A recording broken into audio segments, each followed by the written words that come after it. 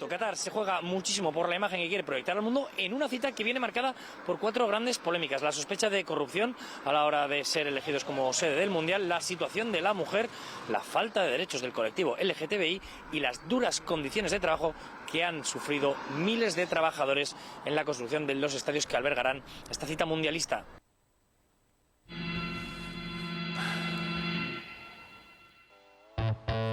El otro día, nada menos que el ministro de Exteriores del Reino Unido sugirió a los futboleros gays que vayan al Mundial de Qatar que sean respetuosos con la nación anfitriona de un país con un conjunto de normas culturales muy diferente al nuestro. Lo que básicamente les estaba diciendo es que disimulen y que no se les note que son homosexuales.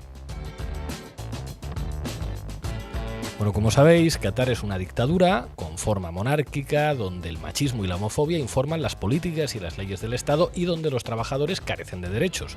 De hecho, el incumplimiento de normas básicas de seguridad laboral durante la construcción de las instalaciones del Mundial se ha cobrado la vida de, atención, más de 6.000 obreros.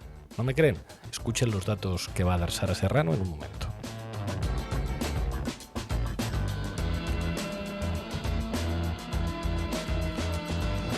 En el mundo del fútbol han sido escasas las actitudes de defensa de los derechos humanos y cuando éstas se han producido han sido reprimidas de inmediato por parte de la FIFA, que ha prohibido, por ejemplo, a la selección de Dinamarca que acuda a los entrenamientos del Mundial con una camiseta con el lema Derechos humanos para todos.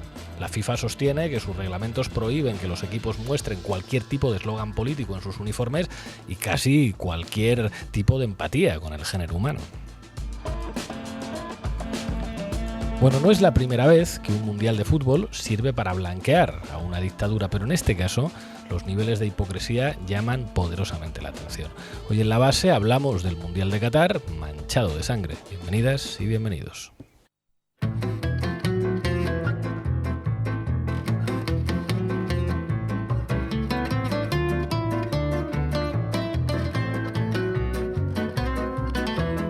La Base, de lunes a jueves en Público. Bueno, hoy en La Base hablamos del Mundial de Qatar. Sara Serrano nos va a hablar de este maravilloso país, nos va a dar muchísimos datos sobre Qatar, por si alguno no sabe lo bien que se vive allí. ¿Qué tal, compañera? ¿Qué tal, Pablo? Buenas tardes.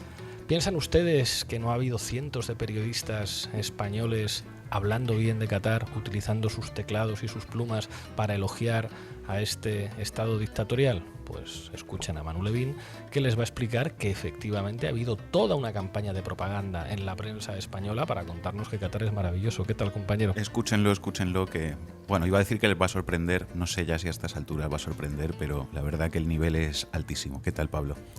Tremendo. Ina Fino Génova nos va a recordar que no es la primera vez que se blanquea a una dictadura utilizando la excusa de un mundial de fútbol. Ya ocurrió con Argentina. Mientras demócratas argentinos eran torturados, se jugaba al fútbol. ¿Qué tal, compañera? Bien, Pablo. Vamos con ello. Pues vamos con ello. Arrancamos, Lolo. La base de datos. Buenas tardes en Madrid y en Qatar. Buenos días en América Latina, Sara Serrano. ¿Qué tal? El próximo domingo 20 de noviembre comenzará el Mundial de Fútbol de Qatar 2022, en el que competirán 32 selecciones nacionales hasta el 18 de diciembre. La elección de Qatar como país sede del Mundial no ha estado exenta de polémicas y, a pesar de impedimentos objetivos como las altas temperaturas que llegan a alcanzar los 50 grados centígrados o la vulneración sistemática de los derechos humanos, finalmente Qatar logró imponerse frente a otros países con experiencia en la organización de mundiales y donde se respetan también ciertas libertades como Estados Unidos, Corea del Sur o Japón. Bueno, ¿nos puedes dar algunas claves para que nos hagamos una idea de cómo es el país que alberga el Mundial? Sí, Qatar es una monarquía absoluta que ha sido gobernada por la familia Al Thani desde mediados del siglo XIX. Ideológicamente se trata de una saga familiar aliada del wahabismo, una de las vertientes musulmanas más integristas que defienden una vuelta radical a los supuestos orígenes del Islam y se oponen a cualquier tipo de avance social. En la actualidad su líder supremo es Tamim bin Hamad, que heredó el trono tras la abdicación de su padre, uno de los artífices de la elección de Qatar como sede del Mundial. Con un Producto Interior Bruto de más de 200.000 millones de dólares, Qatar es uno de los países más ricos del mundo y su renta per cápita asciende a los $83.000, según datos del Fondo Monetario Internacional. Solo un apunte, la organización del Mundial alcanzará un valor similar al del PIB del país, los 229.000 millones de dólares. Se trata del evento deportivo más caro de la historia.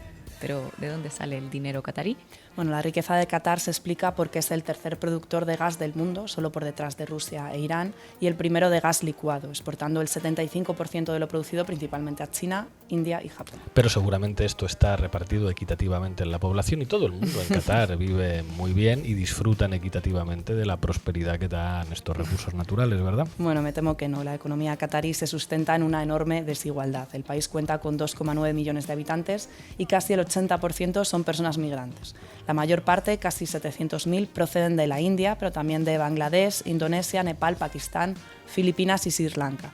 Pues bien, en la práctica todas estas personas sufren una enorme discriminación. El sistema de castas y apartheid que impera en Qatar divide a la población en dos partes muy desiguales basadas en el origen nacional. De un lado, una minoría de origen occidental o catarí privilegiada y de otro, los trabajadores explotados provenientes de Asia y África.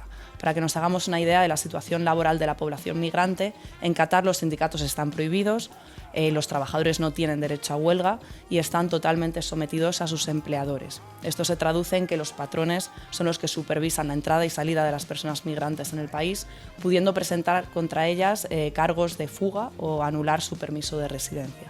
Además, el abandono del puesto de trabajo sin permiso de estos patrones está considerado como delito y puede conllevar la deportación e incluso la prohibición de regresar al país. Según señalan desde una institución poco sospechosa de izquierdismo, como es el think tank anticomunista por excelencia, la Fundación para la Democracia, depende del empleador proveer hospedaje y alimento, por lo que la dependencia es aún mayor. La confiscación de los pasaportes, las altas tarifas de contratación, las condiciones inhumanas del alojamiento y en las que se realiza la labor, el no pago de los haberes en término y las prácticas engañosas de captación siguen siendo muy habituales en Qatar. De hecho, según parece, muchos de estos trabajadores migrantes han tenido que pagar, además, elevadas sumas de dinero de hasta $4.000 a agencias de contratación que hacen negocio con esa mano de obra barata. Sí, especialmente difícil es la situación de las trabajadoras domésticas internas que se encuentran totalmente aisladas en el domicilio de su empleador. Bueno, y supongo que durante la preparación del Mundial las violaciones de los derechos laborales se habrán seguido produciendo, Sí, ¿verdad? así ha sido. Según datos publicados por The Guardian, publicados además hace un año, no están actualizados, cerca de 6.500 personas habrían fallecido desde 2010 en las obras para la construcción de las infraestructuras del Mundial. Las obras se produjeron bajo condiciones extremas, con temperaturas que podían alcanzar incluso los 50 grados Bueno, centígrados. dicen los arqueólogos que construyendo las pirámides de Egipto nada menos murieron unos 10.000 trabajadores, o sea que no andan muy lejos los del Mundial de Qatar. Sí, a pesar de tratarse de muertes laborales, estos fallecimientos son catalogados por las instituciones cataríes como muertes naturales. Esto implica que las familias no tienen derecho a recibir ninguna indemnización por parte ni de las autoridades ni de las empresas. De hecho, Human Rights Watch ha demandado a la FIFA, también a Qatar, para que indemnicen a los familiares de los trabajadores que han fallecido en las obras del Mundial. La organización ha elaborado un informe en el que relata la experiencia de 90 obreros de la construcción, en el que denuncian la explotación laboral a la que estaban sometidos, el impago de salarios, el endeudamiento al que tenían que hacer frente para poder pagar su estancia en Qatar o la muerte de muchos compañeros por inanición, es decir, morían directamente de hambre. Y por su parte, Amnistía Internacional ha documentado los abusos sufridos por los miles de migrantes procedentes de Kenia, incluyendo el trabajo forzoso en sectores como la construcción, el trabajo doméstico o la seguridad. Tal y como cuenta Fonsi Loaiza en su libro, que vamos a contar con él más tarde, en su libro Qatar, Sangre, Dinero y Fútbol, a 3 meses del Mundial, el régimen de Qatar detuvo y expulsó a 60 trabajadores que participaron en una protesta contra los impagos y las condiciones esclavistas. Llevaban 7 meses sin cobrar sus sueldos y trabajaban a más de 40 grados en jornadas laborales de hasta 18 horas. La manifestación se convocó frente a las oficinas de la empresa Al Bandar International Group, que es una constructora que había levantado complejos de lujo, parques acuáticos o rascacielos en todo el país. Bueno, pero cuéntanos, la vulneración de derechos humanos en Qatar no solamente afecta a las condiciones de trabajo de los obreros, ¿verdad? No, las mujeres, que suponen un 25% de la población, también son sistemáticamente discriminadas. Según un informe de Amnistía Internacional, el sistema de tutela masculina hace que las mujeres no puedan tomar decisiones vitales clave como casarse, estudiar, trabajar en muchos puestos del gobierno, viajar al extranjero o recibir algunos servicios de salud reproductiva sin el permiso de su tutor varón. Además, el sexo fuera del matrimonio es ilegal. Entonces, si se quedan embarazadas estando solteras pueden acabar en la cárcel. La violencia de género no está contemplada en el Código Penal y el divorcio supone para las mujeres la pérdida de la tutela efectiva sobre sus hijos. Un ejemplo de la situación de peligro en la que se encuentran las mujeres en Qatar es el caso de Nouf Al-Madid, una mujer qatarí de 23 años que solicitó asilo en Reino Unido por abusos en el ámbito familiar. Finalmente decidió regresar a Qatar tras pedir garantías a las autoridades y comenzó a documentar su retorno en redes sociales. Desde el 13 de octubre y tras denunciar amenazas de familiares, se encuentra en paradero desconocido. Sí, terrible. Además, el régimen qatarí alienta la homofobia y la persecución de personas del colectivo LGTBI. Su Código Penal castiga con hasta 7 años de cárcel las relaciones homosexuales. En concreto, su artículo 296 especifica los delitos de conducir, instigar o seducir a un varón de cualquier manera para que cometa sodomía o disipación. Bueno, como comentaba antes, el ministro de Exteriores británico, James Cleverly, se cubrió de gloria poco después de asumir su cargo en el nuevo gabinete de Rishi Sunak, pidiendo expresamente a los aficionados homosexuales británicos respeto a las leyes de Qatar. Recordemos también que Qatar mantiene la pena de muerte, sobre todo para delitos de espionaje. Sin ir más lejos, el pasado mes de febrero el emir detuvo la ejecución de un tunecino declarado culpable de asesinato. Y otra cosa que no se respeta mucho en Qatar es la libertad de expresión, ¿no? Pues no, en el país impera un régimen de censura que impide que se informe sobre determinados temas contrarios a los intereses del emirato. Y la situación tampoco ha mejorado con el Mundial. De hecho, hace tan solo un mes el emir aprobó por decreto una ley que pena con hasta $27.000 de multa y 5 años de cárcel a quien difunda noticias falsas consideradas por el emir. Wow. Muchas gracias, Sara. A ti. Es evidente que es un país que le envuelve una serie de situaciones conflictivas, pero esto depende en lo que te quieras fijar. Si te quieres fijar en lo positivo y en las cosas que se intentan cambiar para intentar generar una sociedad más justa, o si te quieres centrar simplemente en los problemas. En mi caso, soy seleccionador, no arreglo, no soy político, no tengo ninguna capacidad de decisión. Decido mi lista o la lista que considero debe representar a nuestro país y me centro en el fútbol. Ojalá la calidad de vida de todas las personas pueda ser mejorable en el mundo, pero, repito, ese no es mi trabajo. Ese no es su trabajo. ¿Qué tal, Manu? ¿Qué tal, Pablo? ¿Cómo estás? Vamos con ello. Titulares al banquillo. Bueno, recuerdo en primer lugar algunos titulares de algunos digitales que ya os leí hace algunas semanas en el programa que dedicamos a las revueltas en Irán. 24 horas. Impresionante. El Mundial Qatar 2022 es el torneo que más les interesa a las mujeres. Yucatán.com. Qatar es un país maravilloso. Mexicana Yesenia Navarro narra su experiencia de vivir en el país. Fansided. Las mujeres pueden ingresar a los estadios en el Mundial Qatar 2022. Interior de la noticia. Las mujeres tendrán acceso a los Juegos del Mundial de Qatar 2022. Todo parece indicar que no hay normativas en base a la ley islámica que prohíban el acceso y presencia de las mujeres en los estadios de fútbol, según reveló Nasser Al-Hatter en palabras para CNN. Todos son bienvenidos y pueden sentirse seguros aquí. Qatar es un país tolerante y dispuesto a recibirlos a todos. Y una más. Vanity Fair. Carolina de Mónaco y la ex jequesa de Qatar. Duelo de estilos entre dos de las mujeres más elegantes. Pues ya lo ven, queridos amigos y amigas de la base. Para algunos medios y sus periodistas, Qatar es un país tolerante y maravilloso que acoge un mundial feminista y qué bien visten las mujeres de la monarquía saudí, ¿verdad? Qué bien visten. Otros medios sí que hacen piezas sobre la situación de los derechos humanos en Qatar, sobre los trabajadores muertos en la construcción de los estadios, que nos comentó antes Sara, sobre todas las cosas que está prohibido hacer para los aficionados que se desplacen a ese país para ver el Mundial, y también hay algunas muy recientes sobre los aficionados de pega a los que ha pagado el comité organizador qatarí para que se hagan pasar por hinchas provenientes de otros países. El Confidencial, por ejemplo, publicó ayer mismo una noticia con una foto donde se ve a hombres qataríes disfrazados de hinchas de la selección española. Los aficionados de plástico en Qatar que confirman la gran farsa que es este Mundial, decía el Confidencial. Si miráis la foto ya veréis que está muy moreno y se ha dejado un buen bigotón negro Manolo el del bombo. Solo faltan risas enlatadas, dice bueno, el Confidencial. Ojo, no des ideas, Levin, que igual sale Ayuso y dice que ayer los cientos de miles de manifestantes por la sanidad pública eran actores venezolanos disfrazados a sueldo de Nicolás Maduro. Sí, o de Ortega, que ya habéis visto que ahora toca Nicaragua, que no tiene petróleo como Venezuela. La cuestión es que aunque efectivamente en las últimas semanas se pueden encontrar muchas piezas en la prensa y en los medios audiovisuales que hablan de los atropellos contra los derechos humanos en Qatar y que vienen a decir que este mundial es un lavado de cara para ese régimen. Por cierto, al igual que ha sucedido muchas más veces con competiciones de este tipo, creo que Ina ahora nos hablará un poco de ello. Lo cierto es que los mismos medios que dicen eso, cuando se trata de pasta y de negocios incluso más grandes que este mundial, no tienen ningún problema en legitimar y en adular al régimen qatarí.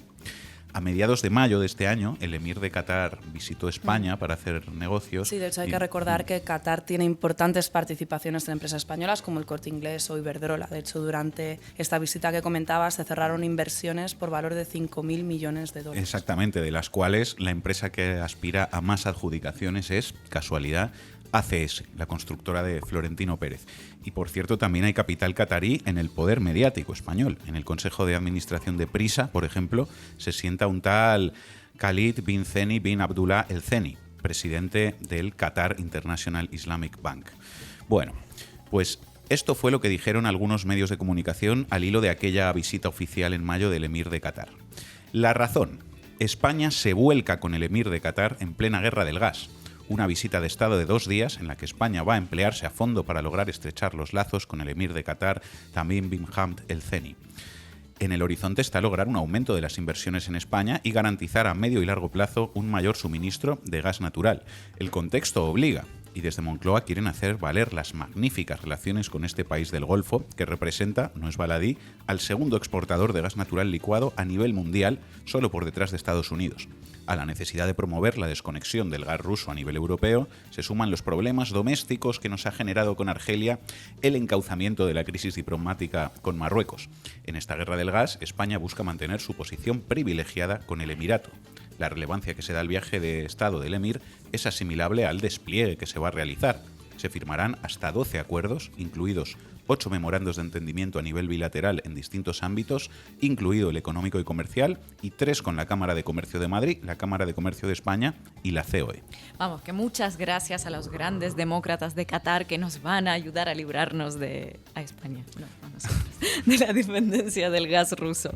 Campeones del mundo en la hipocresía, ¿no? Pero claro, luego vendrá la progresía mediática a contarnos que no, que la geopolítica y la guerra es un enfrentamiento entre valores, un enfrentamiento entre el bien y el mal, un enfrentamiento entre Mordor y la Tierra Media, un enfrentamiento entre liberales e iliberales. Claro que sí. Claro que sí, claro que sí. Y quien no lo ve así ya sabéis que es putinista. Otro ejemplo, libertad digital.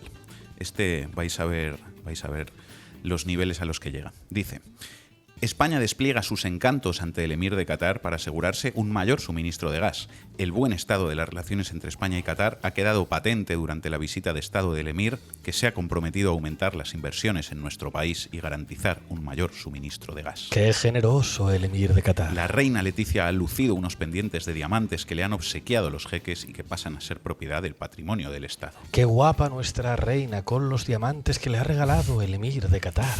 Durante la cena se pudieron observar momentos de complicidad con el jeque, entre ellos el protagonizado por el jefe del Ejecutivo, Pedro Sánchez, durante el saludo. Momento homoerótico, un momento de complicidad entre el jeque de Qatar y el presidente más guapo del hemisferio occidental. ¡Cuánta complicidad! Complicidad con la violación sistemática de los derechos humanos, supongo que se referían. Continúo.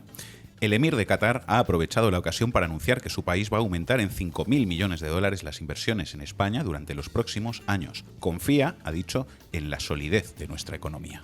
El emir de Qatar sí que cree en España, no como los putos rojos, y además tiene mucha pasta que le den la nacionalidad. El CNI no ha concretado en qué terreno se ejecutarán estas inversiones, pero sí ha destacado la profunda amistad que une a su país con España. Profunda amistad con Qatar. Y la amistad es muy importante, queridos oyentes. Quien tiene un amigo, tiene un tesoro. El jeque saluda al presidente de Acciona, José Manuel Entrecanales, y su esposa.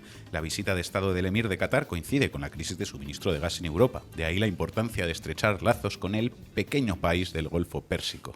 No es la dictadura qatarí, es un pequeño país, pequeñito país del Golfo Pérsico. Golfo Pérsico. Un nutrido grupo de empresarios han mostrado su apoyo a las relaciones con Qatar, asistiendo a la cena en honor de su emir. Podemos destacar al presidente de Iberdrola, Ignacio Sánchez Galán, gran defensor de los derechos humanos y gran demócrata. Al de Ferrovial, Rafael del Pino, creador de empleo y de riqueza. A la del Corte Inglés, Marta Álvarez, gran española. O la del Santander, Ana Botín, a la que vemos saludando de la creme a Felipe con VI. Qatar. Un día antes, el alcalde de Madrid hizo entrega de la llave de oro de la ciudad al jeque.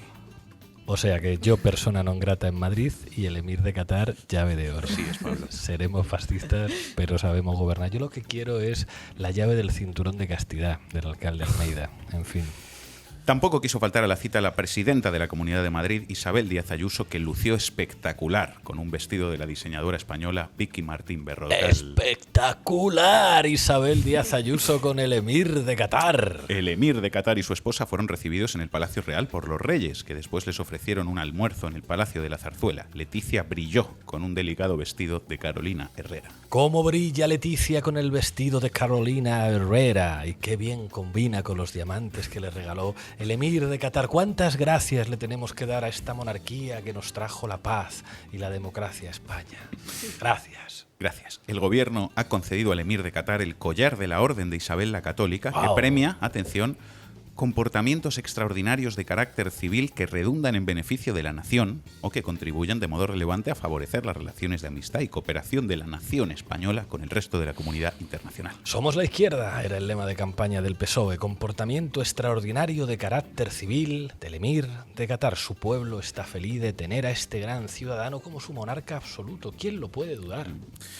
Bueno, ya veis cuál es el nivel de lacayismo mediático cuando de lo que se trata es de los negocios. Bueno, a veces desde el corporativismo de la profesión periodística se plantea algo así como que las redes sociales están llenas de mentiras y de tonterías frente a la dignidad, la veracidad y la fiabilidad que caracteriza a la información de los medios convencionales.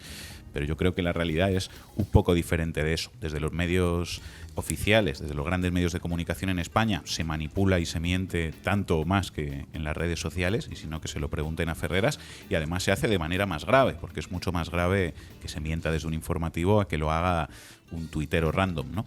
Y en este caso de Qatar y el Mundial, frente a esta inmensa hipocresía que inunda los medios oficiales y que hemos visto, la nota de dignidad yo creo que le ha puesto la que es una de las figuras más importantes de las redes sociales en España, que es Ibai Llanos. Ya me surgió una oportunidad que era ir en el avión de la selección española a Qatar.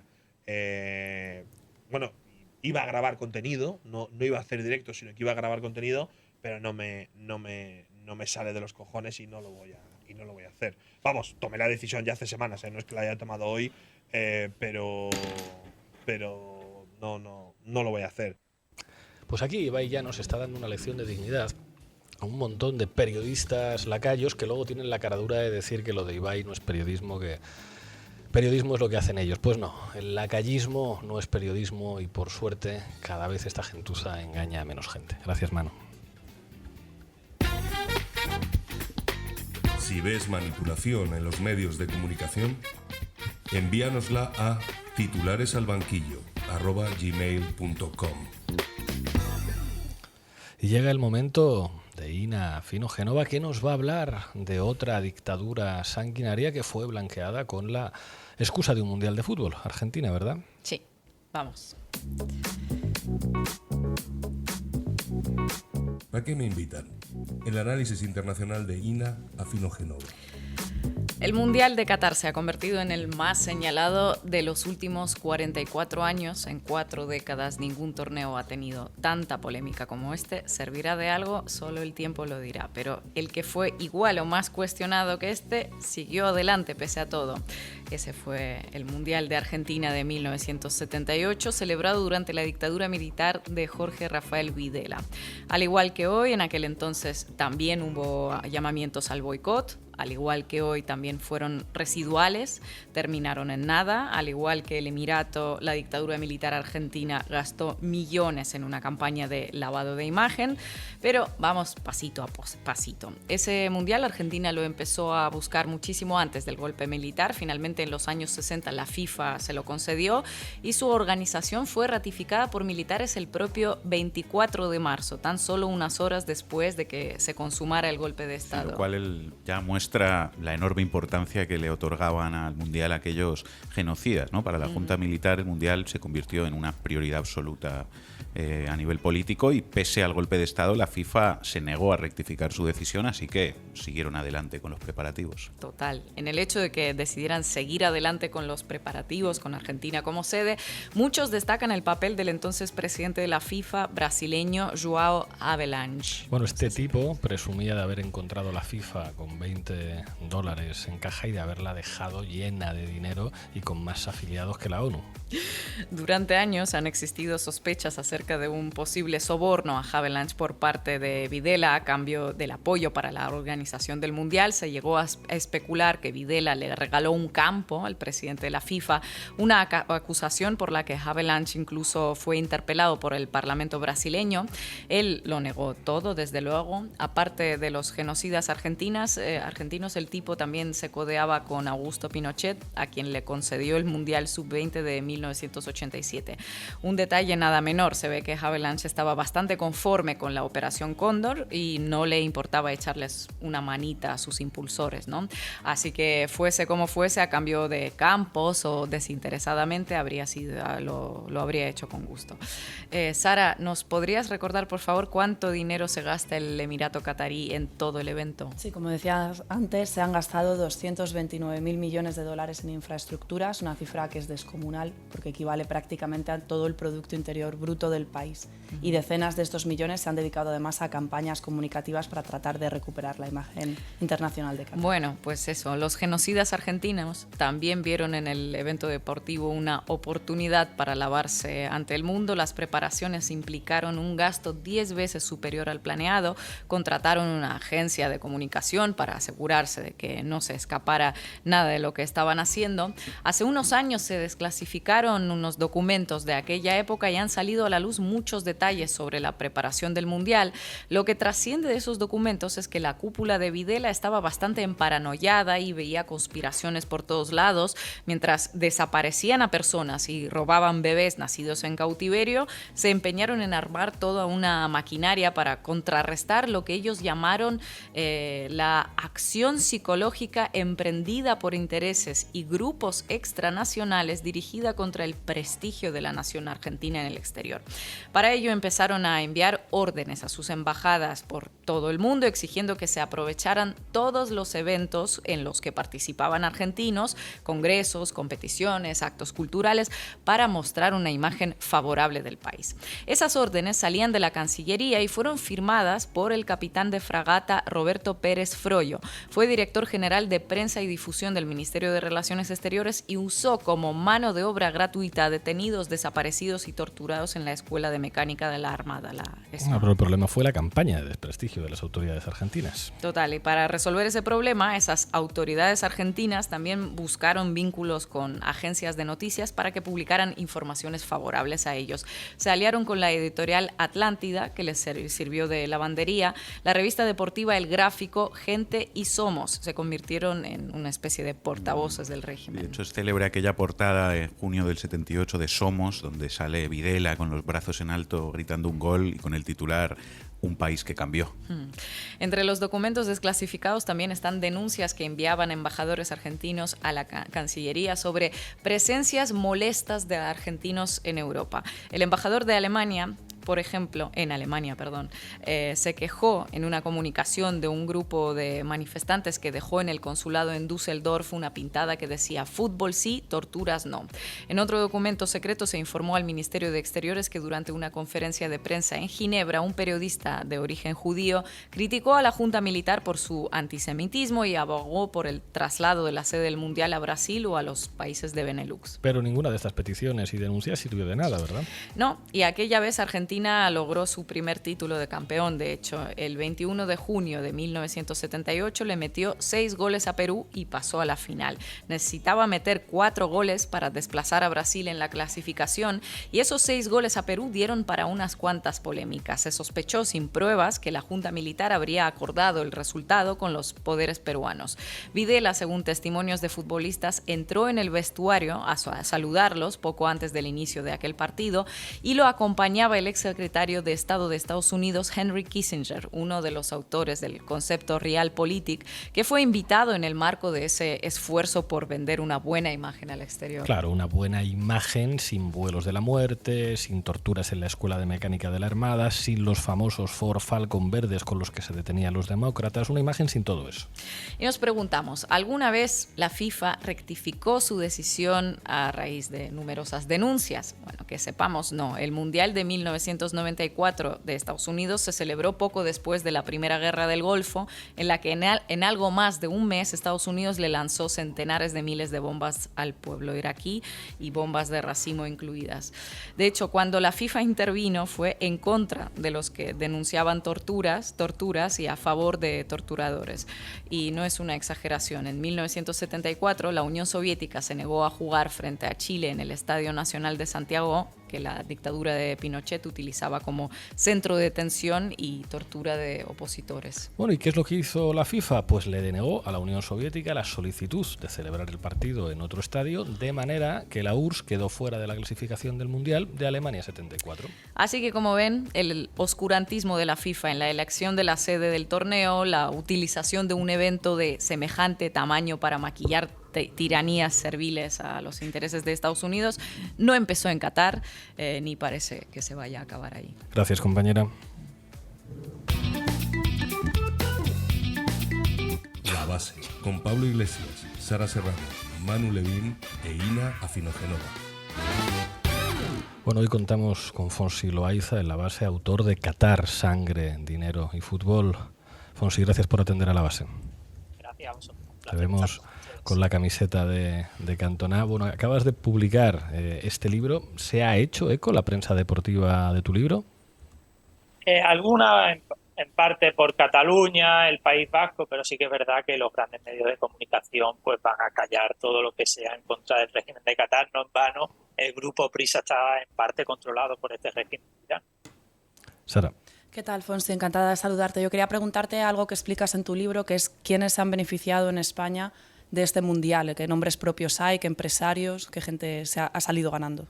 Por ejemplo, Miguel Mora escribió uno de sus últimos textos en el diario El País, antes de que lo echaran y creara contexto, que Villar, Florentino y Rosell habían sellado una alianza con Qatar para llevarse pues un montón de suculentos negocios allí, y después fue despedido Mora y creó contexto, y el grupo Prisa controlado por Qatar. Además, también yo creo que hay que mencionar la figura de Villarmir con la empresa, la constructora OHL, que ha hecho grandes negocios. Aparece incluso en nombres propios de Villarejo, como comisiones de Juan Carlos I, porque si los jeques árabes han entendido algo es que se venden muy fácil estos estados occidentales. Juan Carlos I mismo está en una isla privada del propietario del Manchester City. Manu. ¿Qué tal, Fonsi? ¿Cómo estás? No sé si nos puedes contar un poco más de esta comisión del rey Juan Carlos que mencionas y que he visto también en tu timeline de Twitter. Y luego yo te quería preguntar por el papel de los medios de comunicación en España, digamos, como contribuyendo a todo ese lavado de cara, ¿no? de este mundial en Qatar. ¿Qué opinas tú de ese papel del poder mediático?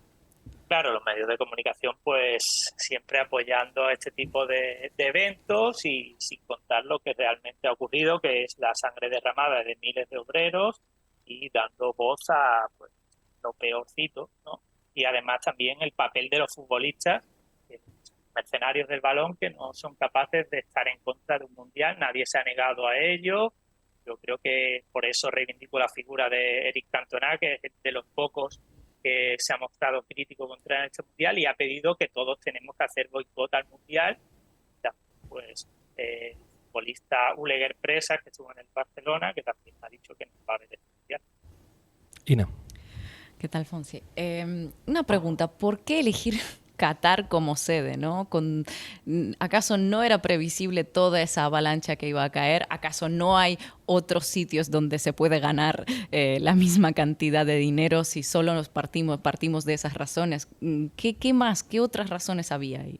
Claro, aquí lo que hay siempre son los Juegos Olímpicos y el Mundial se lo lleva el que más paga. Aquí no hay vuelta de hoja, se lo lleva el que más paga y Qatar sabe cómo funciona el mundo del deporte y además sabe los jeques árabes conocen que para dominar el mundo tienen que dominar también el mundo del fútbol, el mundo del deporte, que le abre las puertas en países como España, ¿no? También controlan aquí, que no lo habéis mencionado, la inmobiliaria colonial, que por cierto anteriormente estaba controlada por Samaranch cuando fueron los Juegos Olímpicos en Barcelona, para llevarse pues grandes contratos de toda esta burbuja inmobiliaria que hubo con el neoliberalismo de Felipe González, con Boyer, con todo este neoliberalismo que hubo a partir del pelotazo inmobiliario, que ahora Qatar va a sacar rédito de todo ello. Fonsi Loaiza, autor de Qatar, Sangre, Dinero y Fútbol, muchísimas gracias por atender a La Base. Gracias a vosotros. Llegamos al final del programa y hoy vamos a terminar con un temazo de Bersuit, el baile de la gambeta. Hasta el lunes.